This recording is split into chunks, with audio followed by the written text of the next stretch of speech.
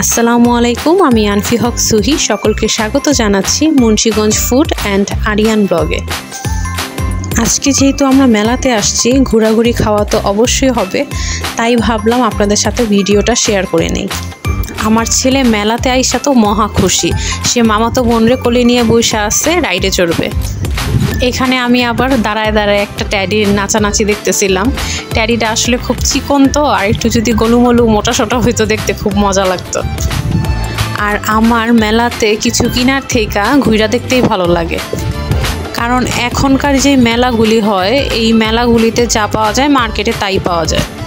আগে ছোটোবেলায় যখন মেলাতে যাইতাম ওই মেলাগুলির মধ্যে ছিল কাঠের নাগরদোলা, মাটির খেলনা, অনেক কিছু ছিল, এখন যেগুলি এই মেলাতে পাওয়া যায় না।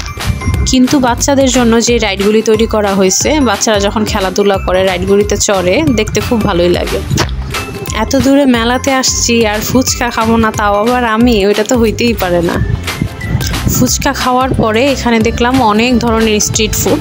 তো আমার ওই যে ডিমের সাথে যে পাউরুটিটা, এটা ছাড়া আমার বাকি সব কিছুই খাওয়া হয়েছে, তাই আমি এটা ট্রাই করলাম, কিন্তু এটার নাম জানি না। শেষে আমরা সবাই মিলে লাচ্ছি খাই। বাসায় আসার সময় আমার চোখে পড়ে মাটির খেলনা। তো মাটির খেলনা যেহেতু আমার খুব ভালো লাগে, তো আমি মাটির খেলনা কিছু নেই বাসায় সাজায় রাখবো বলে। তো এই ছিল আমার আজকের ভিডিও। ভালো লেগে থাকলে লাইক, কমেন্ট, শেয়ার করবেন এবং অবশ্যই সাবস্ক্রাইব করবেন। সকলকে ধন্যবাদ।